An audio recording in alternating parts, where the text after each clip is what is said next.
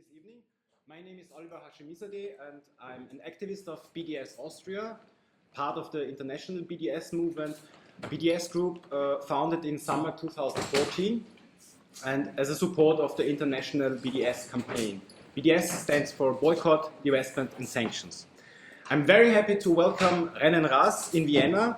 Renen is an Israeli human rights activist and an activist and member of Boycott from Within, a group of Israeli citizens and residents which support the Palestinian call for BDS. Renen grew up in a kibbutz in Israel and refused to serve in the Israeli army. But I don't want to spoil too much about his interesting biography because probably Renen will tell you more about the backgrounds and the history. The title of our discussion panel today is Whitewashing, Pinkwashing, Brainwashing, Real Life Within the Israeli Apartheid System. The aim for this panel is to deconstruct the mechanism of whitewashing and pinkwashing in Israel and its consequences, and in the next step to talk about the relevance of BDS. Before I pass the word to Renen Raz, let me say some words about whitewashing and pinkwashing in Israel and give you a short introduction. In 2005, the Israeli government launched the Brand Israel campaign. This is the official title of this campaign, to improve Israel's image abroad by creating an image of a democratic, modern state without violence and in further consequences by whitewashing the Israeli apartheid regime. Targets of this Brand Israel campaign are at the one hand cultural events abroad where Israeli products, art and artists are promoted, and on the other hand events in Israel to which prominent international artists and academics are invited. This campaign is a tool to whitewash Israeli war crimes and its apartheid regime by highlighting its modernity and cultural life. A former Deputy Director General of Israel Foreign Ministry, Nissim Ben Shetrit, explained upon launching the Brand Israel campaign in 2005, this is a quote, "We are seeing culture as a hasbara tool of first rank, and I do not differentiate between hasbara and culture." This is a quote from the Israeli newspaper Haaretz. So sorry, it's very hot. Hasbara is propaganda. Propaganda, yeah, okay. The Israeli government wants to win mainly Western supporters to create an image of Israel as modern rather than only as a place of fighting, war and apartheid.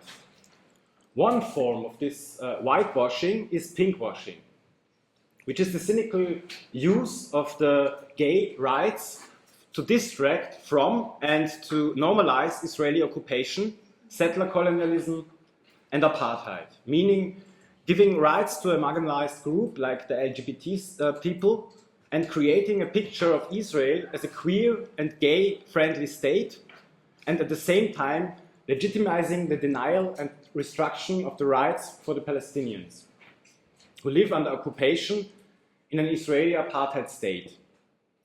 Pinkwashing is the marketing of Israel as a safe haven for homosexuals, particularly in comparison to Palestine. The phenomenon deflects international attention away from Israel's human rights violation against Palestinians, and for decades Israel has denied the Palestinians their fundamental rights of freedom, equality and self-determination through ethnic cleansing, colonization, racial discrimination and military occupation. Despite countless condemnation of Israeli policy by the UN or other international bodies and human rights organizations, the world community has failed to hold Israel accountable and enforce compliance with basic principles of laws. Israel's crimes have continued with impunity. So the question is, can we, as part of the global civil society, can we do anything to continue the rights of the Palestinians? And as a part of the BDS movement, of course, I say yes, we can. But now I will pass the word to Renen. So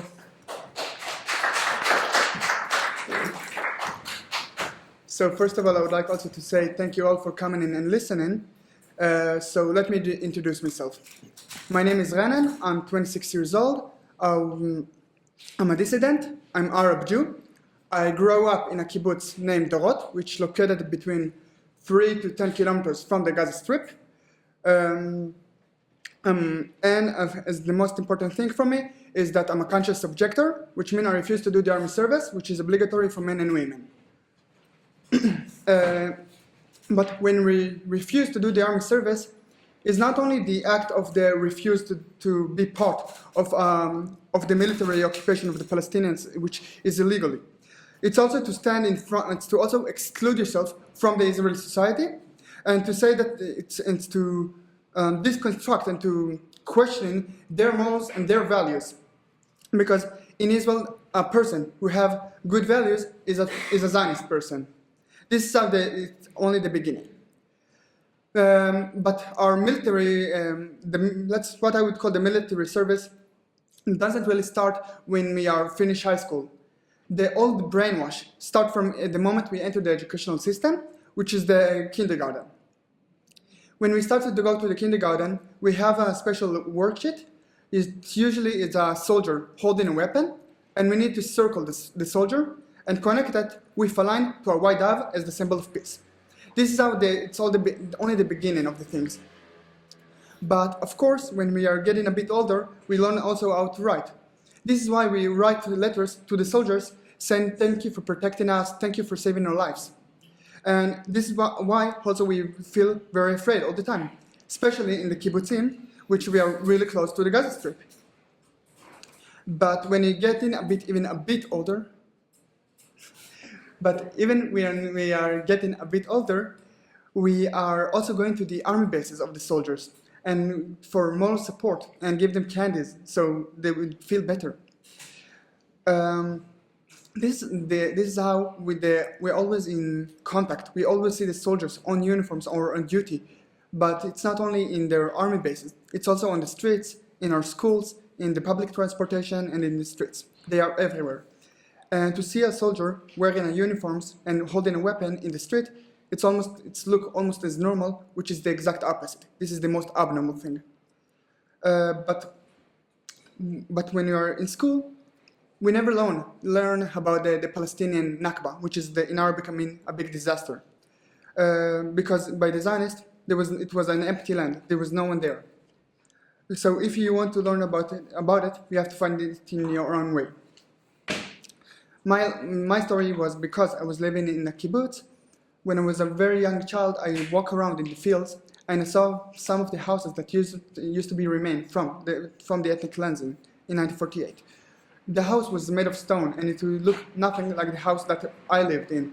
So I asked some people in the kibbutz, like, why is this house made of stone? And why it look nothing like our house? And I asked, where are the people? Why this house abandoned? And where did the people go? The answer usually I got was just forget about it and move on, find something else to do. But I wasn't feeling satisfied with this answer, so I wanted to learn more, to look for more answers. So at the age of between 9 or 12, I also asked about it in school. But their reply was, don't ever mention Palestine again. And this is how I began to understand that there's something meaningful there. Maybe I should look for deeper answers. But in school, when we learn about the history, it's mostly, if I'll take it separately quite vulgarly, it's mostly three topics when we learn about the history. It's the Second World War, but mostly about the Holocaust for the Jews only, no one others. And we don't learn too much what happened in Europe during the Second World War. We don't learn about the resistance, if there was even resistance to what happened in Germany during the Nazi regime. And after the Second World War, we passed to Zionism, and then is the creation of the Israeli state. This is how the system works. But in the last 3 years of school, we also there's also lessons with soldiers on uniforms on a civilian school. Usually they teach us three main subjects, which are history, of course, it's the Bible, and the most ridiculous one, they teach us own uniforms about our civilian rights.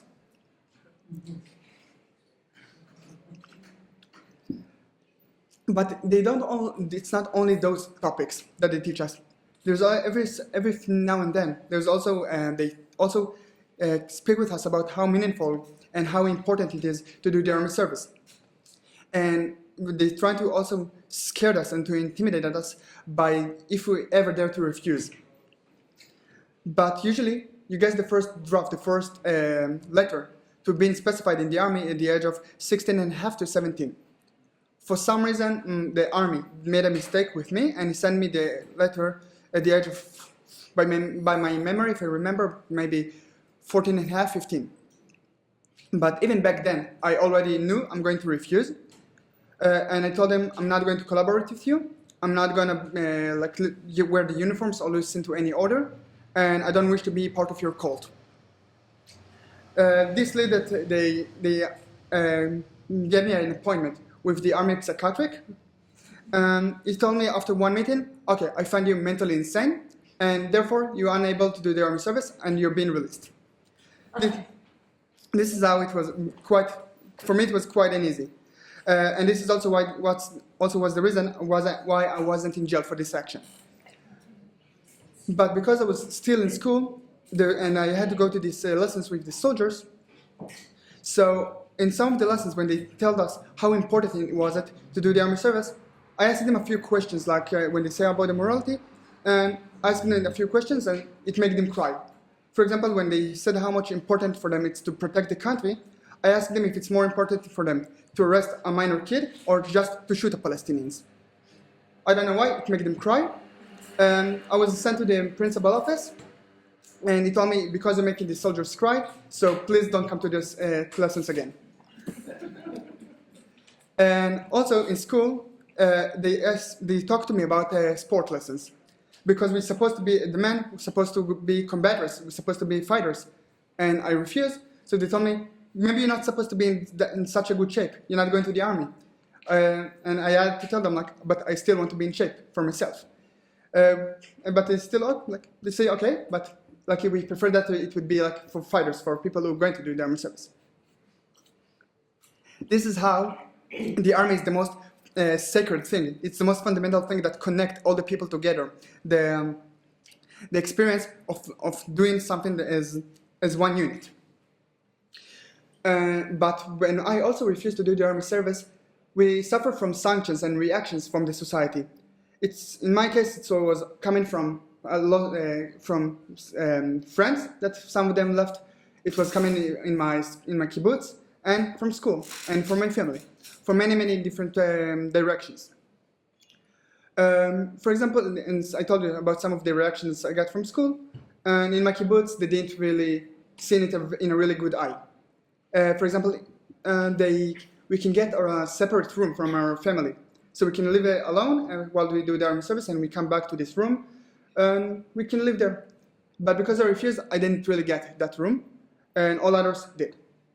But the reason was because I'm not doing any what everybody else do, so why am I supposed to get another room because everybody else does it? This is how they seen it. If you want to have your rights and the part of your privilege, you need to do the army service. So during the time when I almost finished school, it was in the beginning of Kerlis massacre on the Gaza Strip, and some of my memories back there is to not only hearing the sirens of the Qassams of the rockets falling quite often on the places I lived, if it's my kibbutz or on the school, but it's also during the night. It's here the explosion of the missiles falling on Gaza, and even if you hear it from 10 kilometers or 3 kilometers, and you can still hear the explosion, and my heart and my thoughts was with the people living in Gaza. And then I decided that I need to take all my thoughts and my action and turn it into actions, because to feel it and to think about it, it's not enough. Because it's not because I'm feeling guilty, it's because I feel responsible for the situation, and I have the ability and the privilege to change the situation for all the people. When I left to Tel Aviv and I started to join an action group called Anarchists Against the Wall, it's a group that we are going to demonstrate with the Palestinians in the West Bank. But when I started to go to those demonstrations, at a certain point I felt that everything is falling together, that the reasons why I never got an answer in school about Palestine and the houses that used to be in my kibbutz but were no longer there. And then I realized that the place I called home was the house of someone else. I realized it very clearly that someone used to live there and is no longer there because he's been either massacred by the Zionists or he was forced to flee from his house. And when we went to the demonstration in the West Bank, I got the idea very fast. It's illegal to demonstrate in the West Bank because they live under a military law. They are not citizens, therefore they don't get the same rights. But the settlers who live illegally on the West Bank, they are allowed to demonstrate because they are citizens, they have a blue ID card. Which then I want to follow for a few examples. In Israel, there's two sets of rules to two people. There's the blue passport and the blue ID card for the Jewish people, and there is the green ID card for the Palestinians. So for example, this is my Israeli passport. You can see the yellow sticker. The first two numbers are 1 and 6. 1 means that it's the lowest security profile, 6 is the highest. I got 1 because I'm the Israeli Jewish, I'm the privileged one, but it also means I'm not making any damage or threat to the Israeli public, to the propaganda. But anyone others who come usually to Israel, or if it's usually activists or Palestinians who live inside 1948, they get a higher number. And then also the color of the sticker is changing. So it means that if some of them, they get between, let's say, 4, 5, or 6. And then it means that if they get 6, the sticker is red, they take it immediately to interrogation with the Secret Service. And then it's a decision if they can leave or they cannot. But 6, it means that you are a terrorist and you're making a big threat and danger to the state of Israel. This is some of the example how the system works. But in the Israel ID card, it says it's blue for the Jewish people, green for the Palestinians. But when you open it, you can see the paragraph of nationality. But nationality, it's not Israeli, it's Jewish. Therefore, it means that the Israeli nationality doesn't exist. And the excuse of using the religion as a nationality, it doesn't work that way. It's simply, you have the Jewish as a religion, but your nationality is supposed to be something different. The Palestinians who live in the West Bank, they have a green ID cover, but when you open their nationality, it says Arab. But what does that mean? If you open because there's also Palestinians who live inside Israel, but they have the blue ID cover, their nationality is still not Jewish, it's still Arab. This is how the system is being constructed. But if you try to compare by law the Jewish people who live inside Israel and the Palestinians who live inside Israel, by the law we are quite equal, but it's not exactly the same, because all of us can go to the Knesset and vote, but their vote, it doesn't count almost as my vote would count. But if we are speaking about demonstration, the right to demonstrate, Palestinians usually, if they are in Jaffa, usually there would be more police. And in case someone will get arrested, we as the Jewish people, usually it would be very easy not to arrest us, or the legal terminology would be a bit different. For the Palestinians, it would be always more harsh. But if speaking about demonstration in the West Bank, it's illegal to demonstrate in the West Bank or to criticize the army, to criticize the settlement or the whole regime, because they are not allowed. But if settlers from the West Bank want to do a demonstration, it's okay, you can do it, because it have a blue ID cover and it's Jewish. Why the demonstrations are illegal? Not only because it's under the demonstrations are illegal not only because they live under the military law, also because usually on Fridays, this is the day we're going to demonstrate, the villages are under a term called closed military zone. which mean only the people who live in the exact village, let's say the village of Bel'in or Nebi Salah or many others. Only the people who live there are allowed to be there. All others, not. Which means the activists, the Israeli activists, the international activists are not allowed to be there. And even if Palestinians from the village nearby want to come, they're not allowed because we all will break a military rule, a military law. But because we as the Jews don't live under this military control, we don't live as the sub-supremacy of this regime. If we are only would go to a civilian court, but the Palestinian would go to a military court. This is the differences. And in case we get arrested, if we usually will be accused of entering a closed military zone and some other been accused. But the Palestinians, they not only enter a closed military zone, but they also been charged with throwing stones, which now there's a bill that says they can only also been spent 25 years in prison for this action. And even there's something even newer. Just before I came here, I read in the newspaper that the mayor of Jerusalem said that if a Palestinian would throw, it need to be extremely careful if you throw stones at a soldier because it might cost him in a very big price, which means he actually threatened him by killing him. But in those demonstrations, we demonstrate against the soldiers, against the settlers, and we do it together, Israelis and Palestinians, in what we call a co-resistance, because we already live together on the same land, and we resist together the idea of Zionism. I think this is quite explained about the differences between the blue ID cover and the green one, but there's also more than 50 different rules and governmental rules inside 1948 borders, which definitely give us a different definition for the Jewish people and the Palestinians. You can also find those rules in Adala website. They have this old database.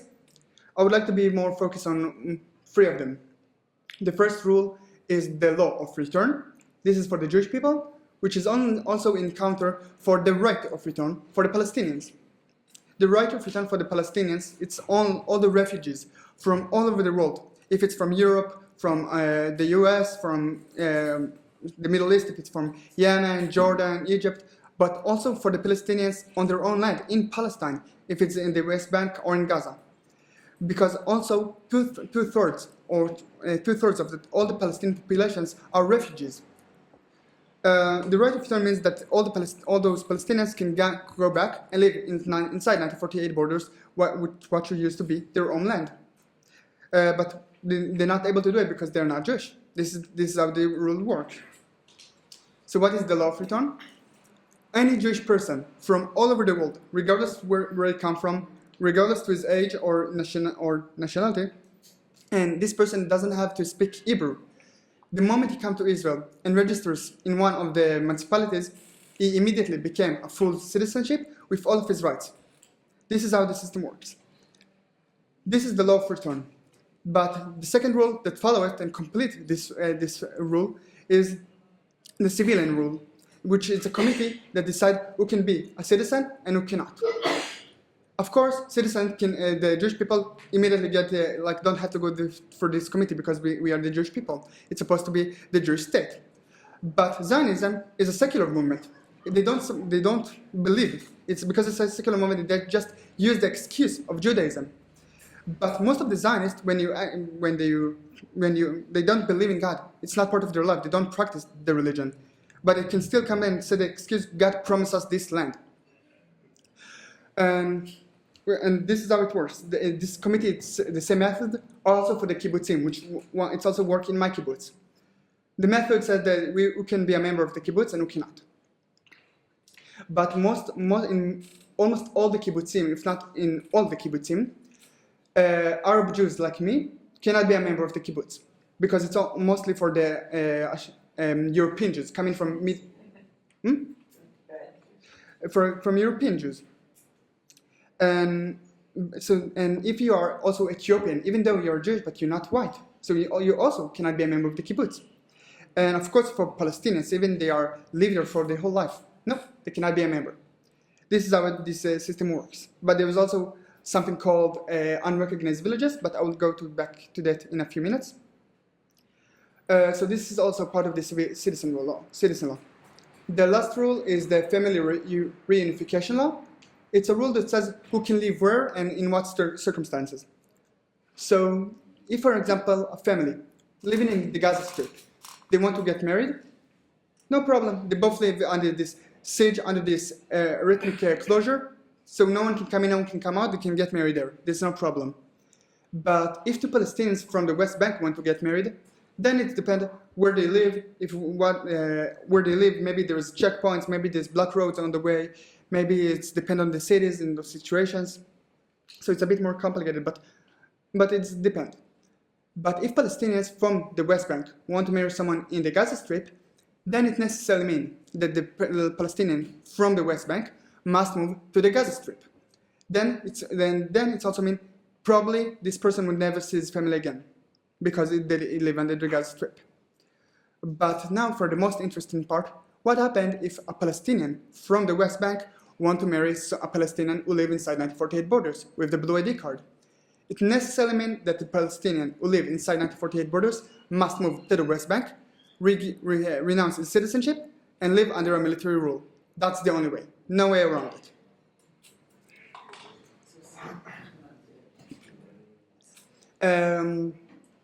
So this system, I can also only call it in a very clear way, which is apartheid system. This is the regime, because it separates you because of your ethnicity, your religion, and nationality. And about those unrecognized villages, this is also part of the committee. Because even some of them are the Bedouins, they have the blue ID card, but they are still not Jewish. They have their nationality is Arab. Those unrecognized villages are from the Galilee, and to the south, to the Negev, which is the occupied of 1948 borders, and the Galilee is occupied from the Syrian. In those unrecognized villages can be in many different places, on the roads, or in the middle. If it's in the Negev, it's in the desert. They have no infrastructure at all. They don't have any electricity, they don't have any water, they don't have a switch system, no roads, nothing. But the settlements just nearby, not only they have all those infrastructures, they have even greenery, they have someone to pick up the trash, they have pools, fountains, they have everything. And why they are unrecognized? They are unrecognized for many, many years, but in the last few years, there was also a program to continue the ethnic cleansing of the Palestinians in 1948 and to build a new city only for the Bedouins in the Negev, so they can live all the Bedouins in one city. It would be also easier for us to supervise them. Then this is why also all the villages just sometimes can be destroyed. We can see a really interesting example. It's a village called El Arakib. It's in the Negev. This village was destroyed over 100 times, and they keep to rebuild this village again and again. This is part of the resistance. But what's also interesting about this village is not only that they keep to resist. The authority of Israel, the Ministry of the Land, they also want to plant by the JNF. They want to plant their trees. This is also part of the symbol of Zionism, to plant the trees on the land, because then it seems like there was nothing there. So we're trying to bloom the desert. But in this specific village, it's not only about those trees. They also want to build there a new Israeli settlement for Jews only. And then the Bedouins who live there would have to go to the new city for them. And it has been done only because they're not Jewish. But it's also part of it. It's that since 1948 there was no new Palestinian city, never. But for us, the people who live in Israel, we expanded, we built new buildings, we extended cities, we built new settlements, we built the wall. There's also something. There's all the time you can see something new, any progress, but not for the Palestinians, but the Palestinians they never get the permission to build a house. But all the houses on the West Bank in those villages or in the unrecognized villages are always under the threat of houses demolition. Those are the main reasons when we are speaking about how explicitly fascist the Israeli society is, and how how the apartheid regime works, because this structure of the society is also coming from the inside. Because if you are the European Jews, as we say, Ashkenazi, coming from European countries, you are on the top of the hierarchy. But if you look deeper, all others are in different places on the hierarchy. You have the Ethiopians, which are quite low. You have people like me, the Arab Jews, which are also called Mizrahim, coming from Arabian countries, if it's Yemen, Egypt, Syria, Morocco, and more. We are under the Ashkenazim, the European Jews. And then under us, there's you can find the Russian coming from the Soviet Union, the Ethiopians, the Philippines, and then somewhere at the bottom there is the refugees, the immigrant, and very, very far at the bottom, it's the Palestinians. And this is how the whole society works to come together and to join the army. But the army also is not only obliged for Jewish people, also the Druze actually are obliged to do army service. And after all that, I would like to also explain to you about what is the pinkwash and how it works. So as you heard, it's not only about the pinkwash, it's also include how the Israeli military occupying the Palestinians and arresting minors in the middle of the night or doing night ride. This is only part of the pinkwash. While they said, look how wonderful we treat gay people. But this is not even true, because also we, the gay people in Tel Aviv, don't live this well. In Tel Aviv, it's legal by the definition of the law to refuse to rent a house for gay people. It's under the statement of, how does it called? Wait. Property of intellectual. Because it's also part of your, like you can say, I just don't want to rent them. It's part of my property of intellectual, and it's completely legal by the law. It says it here. They also use the same method to refuse to rent a house for Palestinians or Arab Jews. And this is why most of the gay people are living in what we called the gay ghetto in Tel Aviv, which Freeman Street. Most of the in other streets that the gay community live, if it's in South Tel Aviv, they are living with not so much light in the streets, so it's easier to attack them. And on a few of the houses there was graffiti paint saying being gay is sick or being gay is abomination by the people who live in those streets. But who live on those streets in South Tel Aviv? The people who are the minors. It's the Russians, it's the Arab Jews, it's the refugees coming from many countries. So this is how they try to put us in always a stress. And this is only about the housing, but this is not only about the housing when we speak about the gay issues in Tel Aviv. There is senior doctors. His name is Dr. Saudi Namir. He's also a member of the Israeli Medical Ethic Committee. He said that being gay is abomination and is something that can be cured. A member of the ethical committee in Israel. It's also give us a clue about when you go to the schools to be a doctor, how the doctors see us as we come in as patients. There was more than a few times that people come to these doctors and they ask them about if they have a headache or stomachache or flu. They ask them sometimes. The doctors ask them, "Did you get a shot for HIV?" As one of the first questions, as this is the most important thing that you should ask. This is why a lot of the gay people in Tel Aviv and the LGBT community in Tel Aviv are suffering from lack of medical attention, because we don't have to go for this humiliation again and again. One of those reasons is also that we're not allowed to donate blood. It says it on the official donations when you need to sign it, that if you had same-sex experience from 1970 something, maybe 1976, you're not allowed to donate blood. Also for the Ethiopians, same method. But also almost 50% of the youth who committed, unfortunately, to suicide in Israel are because they are LGBT. Because in schools, they never teach us about bullying, so we are easy target. I also suffered from it in my school because I came out in a very young age. But I actually have the ability and I was courage enough to stand against it. But not everybody have those powers. Not everybody can feel comfortable to come to their teacher and said, like, I want you to do something about it. But I would like to share something also with you. It was about 8 years ago. There was someone, it was in the heart of Tel Aviv, the center of Tel Aviv. There was a special place called the Gay Youth Bar. In this place, they help youth from basically any age, from 13 till 18. They can come to this special place and they help the kids to accept themselves and be together and see they are not alone and feel as a family, feel more as a community. But 8 years ago, someone came down there and he knew exactly where he was going because this place is in the basement. He was wearing a mask and black clothes and entered there and started to shoot the whole people who was there. When the people were panicking, they started to call the police, but they took the police more than an hour to arrive to the scene.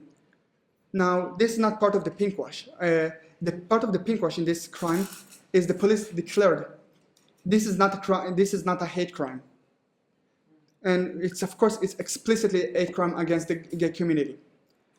But also part of it, of this crime, not only did they say that it's not an hate crime, up until today, they don't have a clue who did it and who charged with.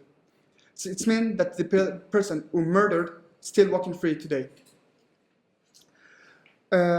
Also, same thing happened 10 years ago in Jerusalem.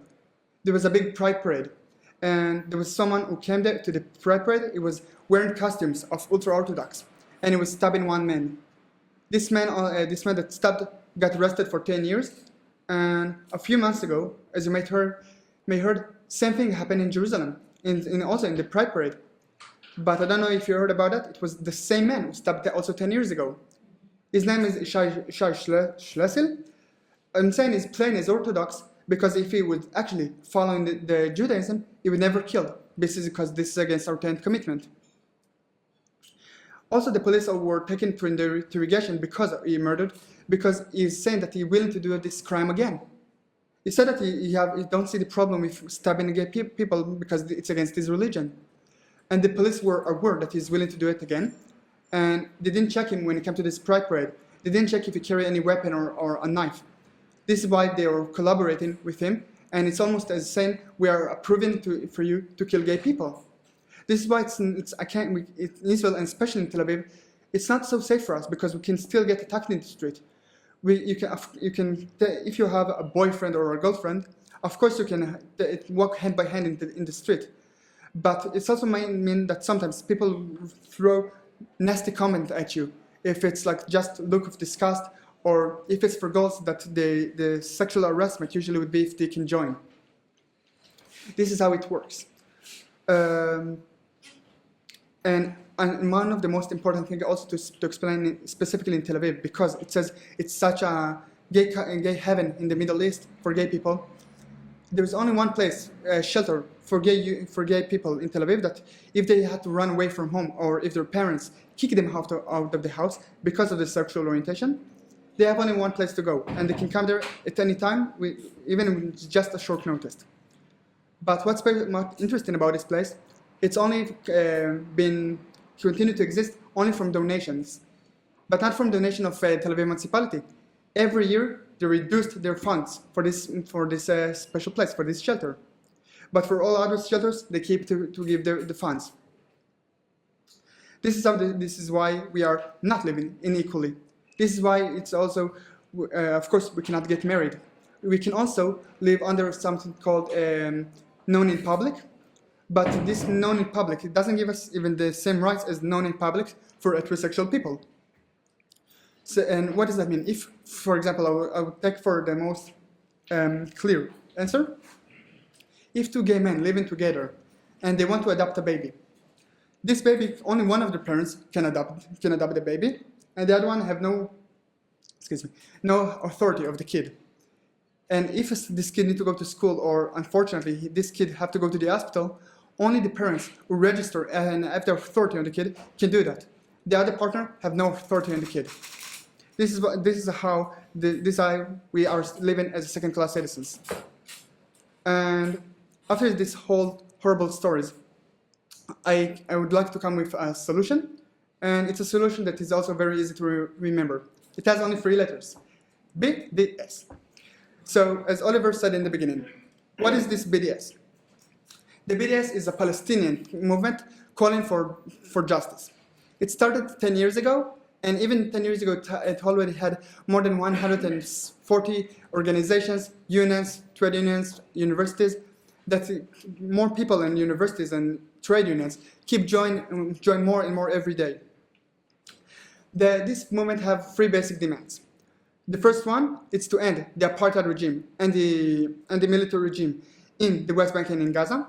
The second demand is the right of return for all the Palestinians, as I said before, which is also a UN resolution, which number 194. The UN recognized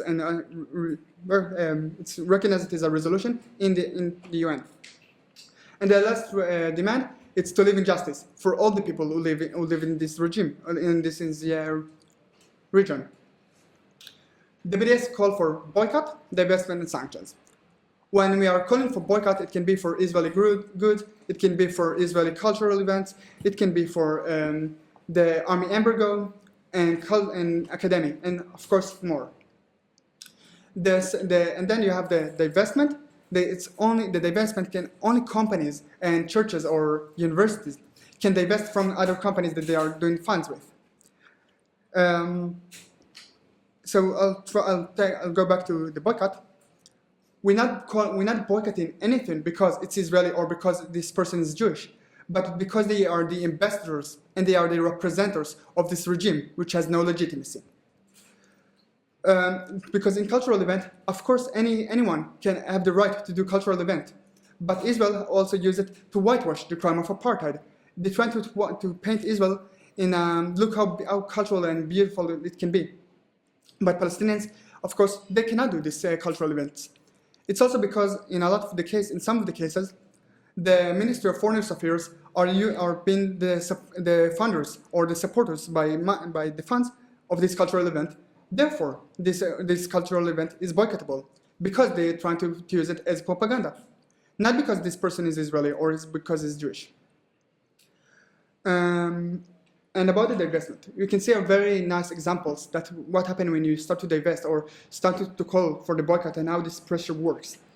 You can see, for example, Veolia in Jerusalem. This company losing at the moment thousands of dollars every single time because they did long contract with Israel. And other companies are starting now to hesitate. And Veolia is starting to also show a few small blooms and seeds of regret. This is really wonderful. And you can see also in SodaStream had to close the factory in Ma'ale Adumim, which is one of the biggest block of illegal settlements in the West Bank. But they moved from the apartheid regime or from 1967 occupation to the ethnic cleansing in 1948, which is still boycottable because they still own the Palestinian land. And this is how the system works. This is how the pressure can be very useful. And about the sanctions, because we all citizens, we can all start to boycott from this very own moment, and we can also put pressure on the government to put pressure on Israel to respect and to complicit with international law and to start to respect human values and human rights. Because Israel, in its current form, have zero legitimacy to continue to exist. No country can be an apartheid state and have this kind of legitimacy and support as much as the US does with Israel. We can take, for example, also what happened in South Africa. Of course, only on the paper, this says there is no more apartheid, but on reality, there still is. And it would be a long process, but this process has two steps. The first one is to end the crime at this very moment, because it's something that needs to be stopped long time ago. And the second is to actually live with the people who are the oppressors, which are they are the Zionists. We need to learn to live with them together. So I think that would be it for now. Thank you all for listening and coming.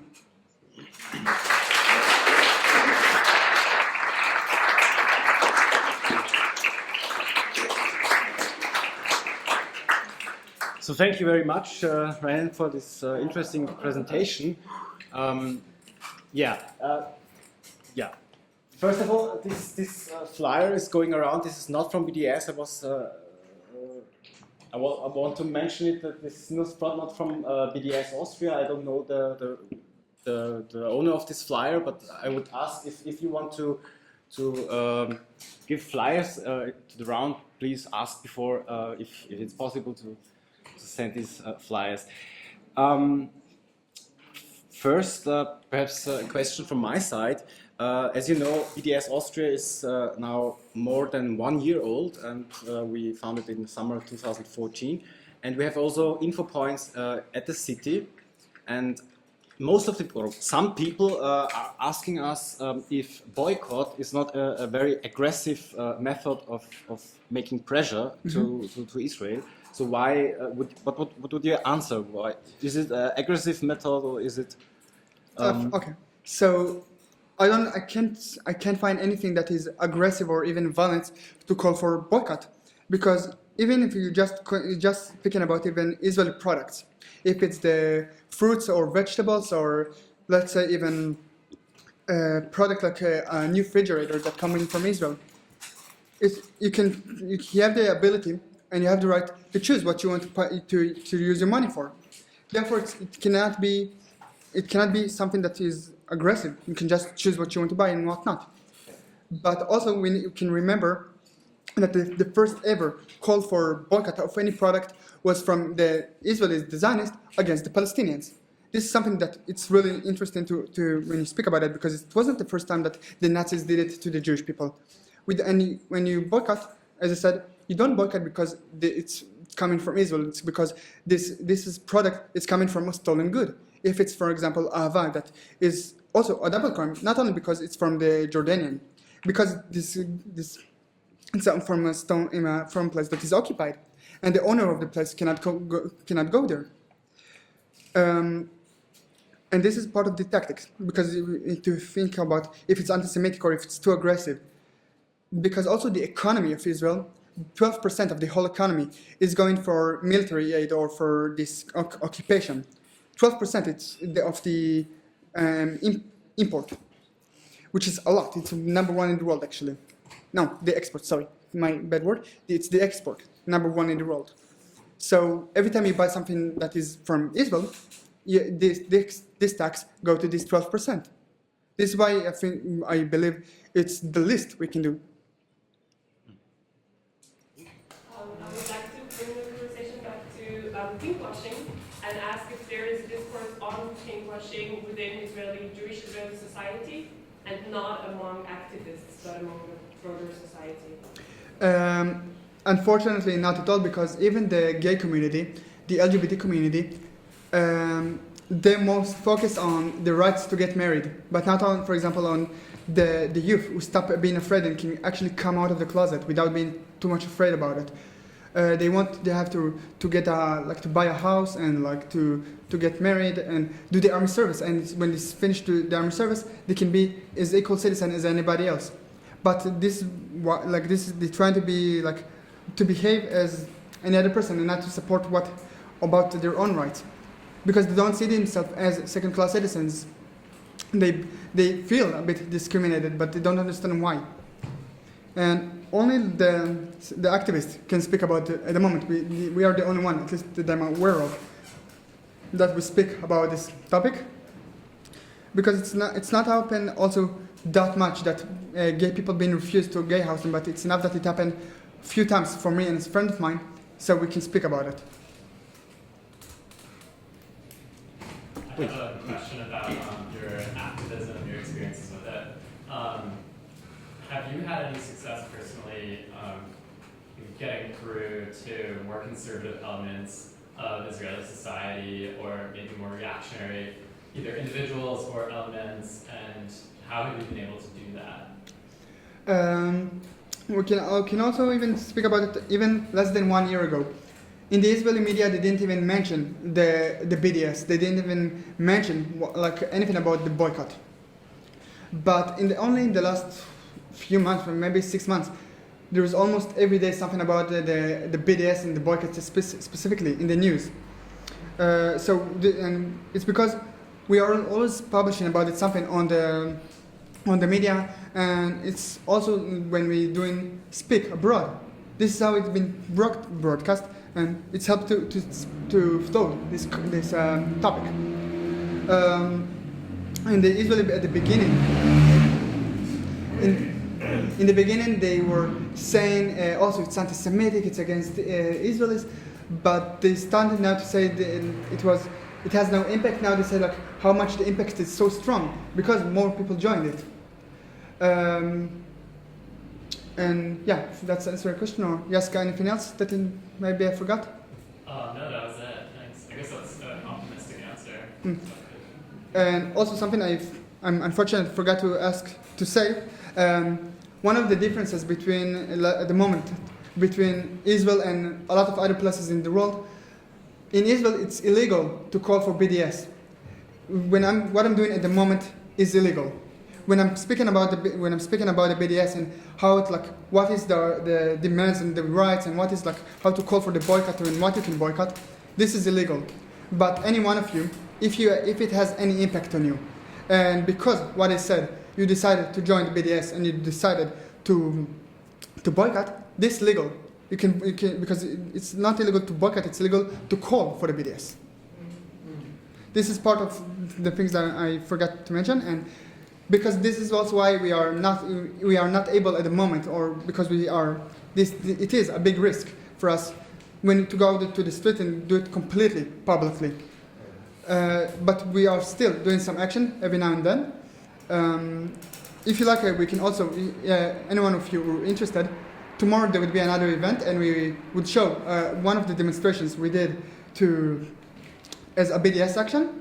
It was in Jaffa, and it was for a series called Dig, and we just entered the scene, me and some other friends. It was maybe at least 1/3 or almost half of the group, which was only 5 people, by the way.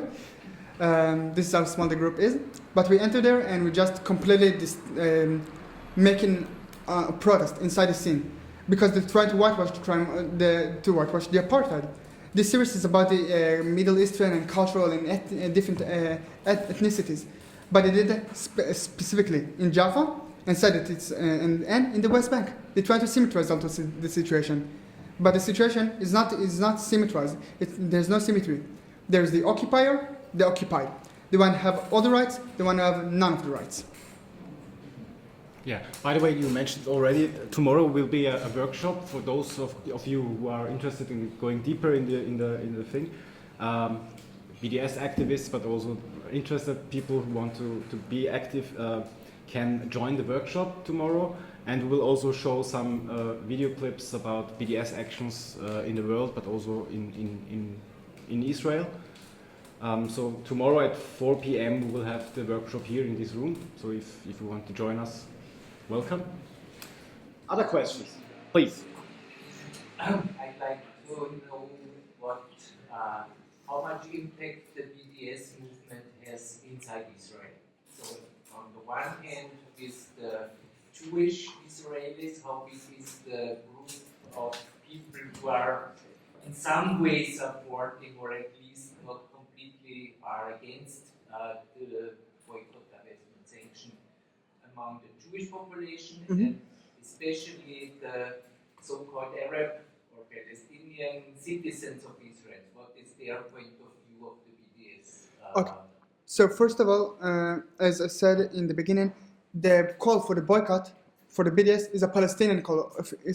Even though it's for the Palestinians who live in the West Bank and in the Gaza Strip, but even the people who live inside Palestine, they are only 1/3 of all the Palestinian population. The Palestinians who live inside 1948 borders, they are more privileged than the Palestinians who live in the West Bank and in the Gaza Strip. But the impact of the BDS is really impressive. So as I said also before, like you can see it with Viola that they lose in the contract, and we can see it with G4S, that in the UK they're doing an amazing protest that they are going to the headquarters and just completely shutting down, even if it's only for a few hours. This company, it's making the company hesitating. You can see it with Elbit, which is the Elbit system is an Israeli company for communication and technology, which also work with the Technion, which is in Haifa. It's an Israeli university, and in the Technion, they actually make and invent the remote control for the D9, which belong to Caterpillar. So this is also why the university always working with the army. They have ties together. And when we are choose to boycott, even if it's only for the fruits and vegetables, I can give you the most simple answer. It was, I don't know for how many years ago, but there was a big call for boycott Israeli mango. And because in a lot of European countries, and especially in the US, people boycott the mango, all the mangoes, or a lot of the mangoes, came back to Israel, and they were much cheaper because they had just to get rid of the mangoes. But if you're speaking about those companies, Viola losing the contract, and other companies hesitating before they do the contract with Israel. I hope it answered the questions, or? Hardly. I think what I wanted to know is how much support there is inside the state of Israel from both main groups of people for the movement.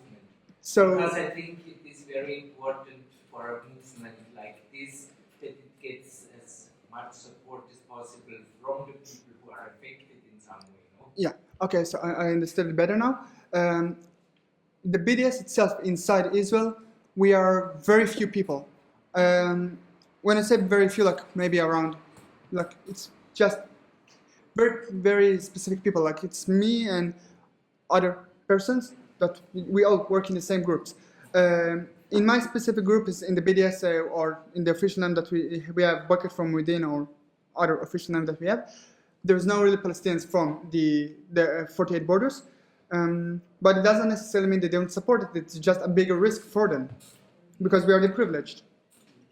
But also in parliament, there's no political party that support us, but we are very few people. And also because the leftists, if it's the organizations or just leftist people, there's not really a left party that actually support it because and there's no real left in Israel. You take everything and put it to the right. Because they are also the most racist. They are the one who completely ignore their supremacy and their privilege. And they're working against the Palestinians. They're the one who patronize the Palestinians.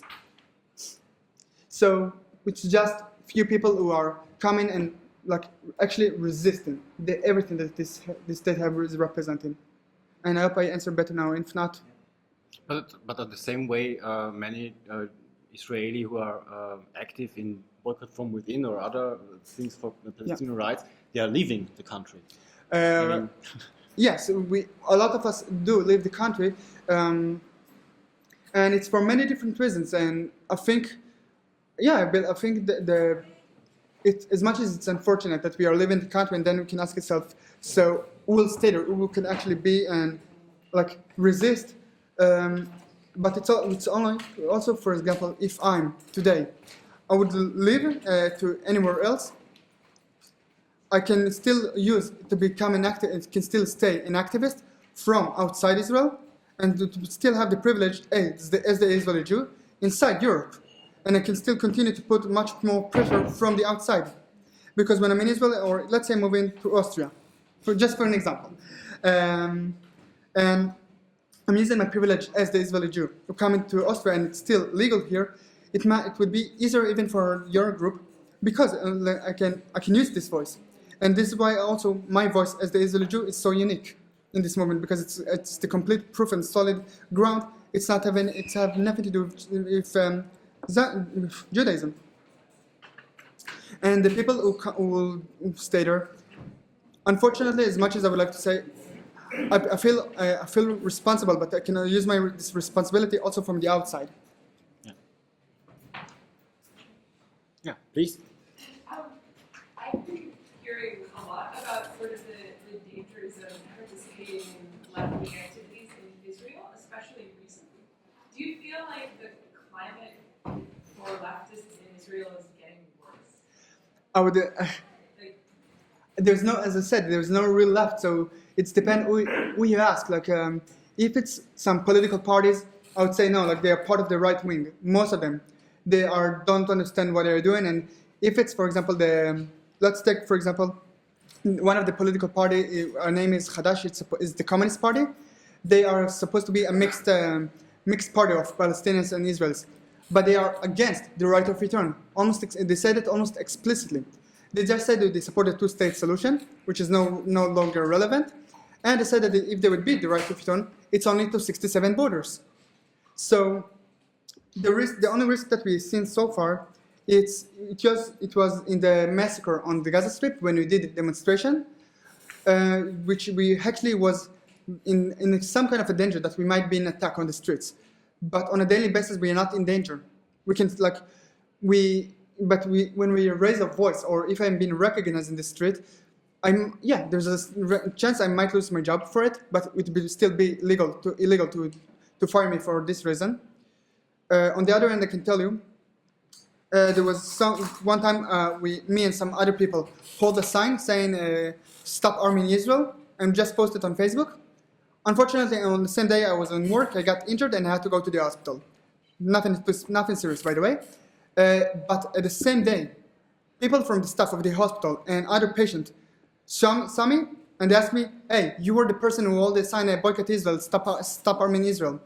This is how it was a bit weird and I didn't know how to respond to it very well. But it's a risk that you take. But I wouldn't say we live in fear or it's dangerous. It's just to live in a fascist society, because everyone is, or not everyone. I'm sorry. I take it back. The vast majority of the people, at least at 80%, if not more, of the population, don't want to live with Palestinians. They don't want to live with Arabs. They don't want to live with anyone who is not the white supremacy. And we are going to demonstrate in the West Bank. It's a different story, because then we're not standing and facing the police. We are facing the army. And this is why there's also other tactics to distribute the demonstration, if it's by tear gas or stun grenades or water cannons. And in Tel Aviv, you never have this.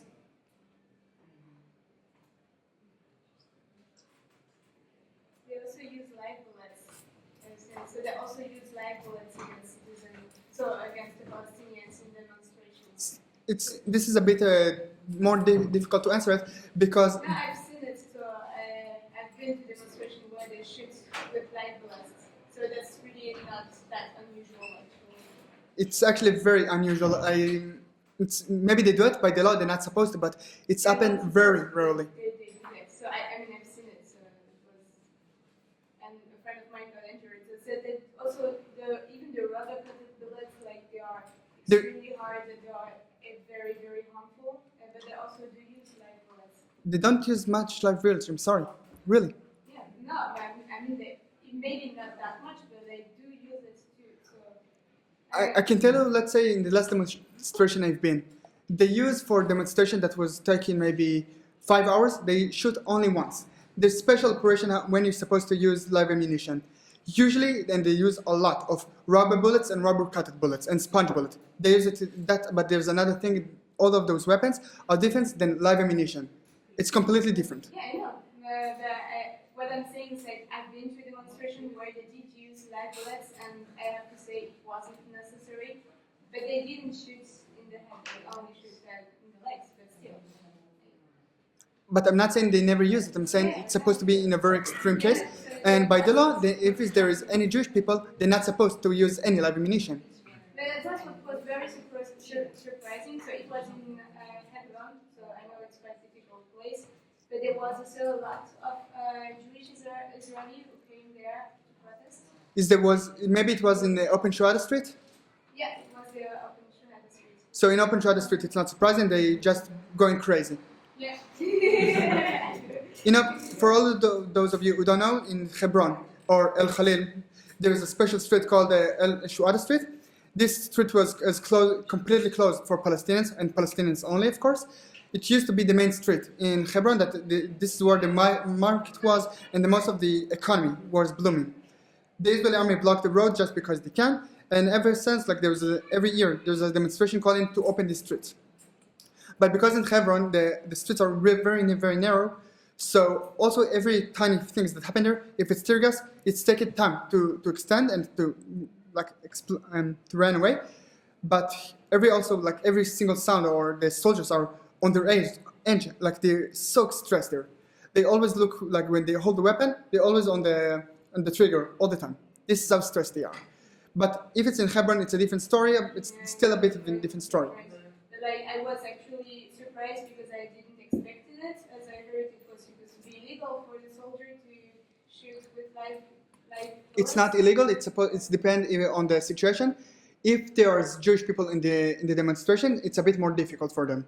Yeah, so they actually, it was quite interesting to have, there was like a huge group of Jewish people, and it actually blocked the soldier because they didn't know what to do. But yeah, so they didn't shoot at them, but still like I was very surprised because if they shoot the legs, it's illegal. They're supposed to shoot only to the air. No, they did shoot in the legs. I'm saying they're supposed to shoot the air. I'm not trying to correct you. Yeah, I just I think it happens more worse thing that we actually think it does. So I didn't expect that, and when I talked about that, I was told I was lying or it was not true because they didn't have the rights to shoot at them. So we have a question there, and then Ruth? You talked about how calling for BDS is illegal in Israel, and I wanted to ask if there are activists who have already faced legal consequences because they called for BDS. I'm glad actually to say unfortunately not, and I'm saying unfortunately not because I do want it also to happen, because it also have a huge impact about the BDS. It means that what we are doing is, like it says, how Israel is not a democratic state and was never built upon any democratic value. And the moment we do it, and if there would be any lawsuit, it means that the call is successful. It means that we are doing something right and we are doing on the best way possible. But at the moment, no one knows lawsuit, and we are still continuing to do what we're doing. I would like to know, what do Zionist people themselves think about what makes them so special, so they want to separate from the others? They believe they are the chosen ones, and they believe they are the ethnic and the white supremacy. This is why they behave as the lord of the land. They act as they believe they have impunity to international law, but this is not the case, because the idea of Zionism is to hitchhike the idea of Judaism, and then you cannot criticize it because you say Zionism, and then people think you're speaking about or criticizing Judaism. Did you understand, or? Yeah, I do. So they claim that Zionism is Judaism. Yeah, Judaism, yeah. Judaism. Carol? Yeah, I have a question about the Jewish Israeli coming from Arabic countries like Yemen or Morocco. Yeah. So I was very upset when I met a guy coming from Morocco just insulting Arabs all the time, because like, in my head it was. They do feel that they are not Arabs, right? Yes. I don't know if you heard, but I'm also an Arab Jew. Yeah. Hello. Yeah. So the story goes like this. This is also part of when you deconstruct the Zionism idea. The Zionists try to claim to do everything as possible, only in order you don't recognize yourself and you don't consider yourself to be an Arab. This is why a lot of people from Yemen or Egypt or Morocco or many other countries, they can come and say, "Oh, I'm Moroccan, but I'm not Arab," or I can speak the Moroccan or the Yemeni, the Syrian dialect, but I'm not an Arab. Or I'm Syrian, but I'm Jewish. Like this is how they completely ignore the roots. They completely misunderstand the idea of why the roots of the problem. But because we are still the Jewish people, we still have the same more rights than the Palestinians. But most of the Arab Jews are really still feel attached to their Jewish roots, because in their own country they can actually live the religion without any problems. But when they come here, they're starting to be criticized because the nationality they came from. They said that if you come in, for example, from Morocco, your culture is lower than the European culture. And this is why they are also, because they are suffering from this kind of discrimination, they are becoming Zionist, and they're becoming more racist towards any other Palestinians. So that actually they don't feel any connections to... No. And also, in school, we never learned about the history of people coming from many other Arabian countries. Of course, in any other district, it's a different story. But we never learned anything about it. It's only about the Holocaust, Zionism, Israel. Okay, a question from you? Is your boycott group in Israel in touch with the NGO Zochrot? Can you tell something about Zochrot? Okay, so Zochrot is an Israeli NGO that they are memorized in the history of the Nakba. They actually do speak with the Israeli public. And they're creating all the years, they're creating new things and new tactics to speak with the Israeli people. For example, I think it was 3 years ago, we were in the so-called Israeli Independence Day. We were walking around in the street and we gave what we called the Nakba map. It's a map of Israel, but on each place, you can see what is the city today, but what also, or where used to be the Palestinian village. And then we in the Independence Day, it's a day off. So we just, people go and traveling around. And we ask people and it says, hey, if you want traveling around, you can see it, and maybe you can visit in this village. But don't worry, and we just was sometimes a bit sarcastic, there's no Arab there anymore. And in other times, we went to, on Jaffa Beach, there's a house made of stone that used to be standing there from the Ottoman Empire. And we just put posters on it of Palestinians who used to live there, and they were evacuated. So this is part of the tactics that we are doing, or doing tours in Palestinians villages that used to be destroyed completely. I think they are doing an amazing job. Because they also still want to speak to the Israeli public. Yeah. I just have a question about the political spectrum. You mentioned earlier that there isn't really a significantly far left contingent in the Knesset. It's not only in the Knesset; it's everyone. There's no left. Political sphere. Is there? Are there the differences between the people who are ostensibly further left and the mainstream, or is apartheid something that everyone just agrees on? There is the anti-Zionist and there is the rest. There is the people who support equality and there is the rest. And the people who support equality are a marginalized group that's smaller. Again? This is not a group with any political. My group, we are very clear about what we are saying. But all other groups, they just really don't. When they speak about social justice or about equality, it's only for the Jewish people. This is why there's no really left in Israel. Do you think that any of the political contingents could be coaxed towards your position, or is it a total? If there would be a change, it must come, the way I see it, from the outside by the pressure, because the Israeli public not interested to give up the privilege. They are enjoying. They are the one who profiting and benefiting from this discrimination. So the change also needs to come from the inside, but it would be much more effective. It would also come from the outside. I have a question about pinkwashing. I wanted to say, when did it start, the pinkwashing in Israel? That Israel presents itself as, you said it yourself, as a heaven for gay people. When did it start? Oliver mentioned the Red Israel campaign. Mm-hmm. It was started in 2005, I guess. Is there any link? I'm not too sure when exactly they all pinkwash start, but if you look at the history, in the past they used to sell Israel as a democratic and Jewish state. Then it changed to Israel is the only democracy in the Middle East. Then it changed to other things, and at a certain point, maybe in the last, I think even 3-4 years, I think it started just to be Tel Aviv, Tel Aviv, Tel Aviv. And then started to be Tel Aviv as the liberal city, Tel Aviv for gay people, Tel Aviv with the beaches. But they don't mention Tel Aviv is a city with no even one single Palestinian. There's no one single Palestinian who live legally in Tel Aviv, because all of them are in Jaffa, all of them in any other places. But there's no one Palestinian who live in Tel Aviv. And this is how the whole system has been also believed that Tel Aviv is a great place. It's a very strong picture that Israel is such a gay haven. Next week there is an event, I think next week it's so Israeli, it's so queer. What would you say? I would tell them the real things that happened to in Israel. For example, what happened to the trans community.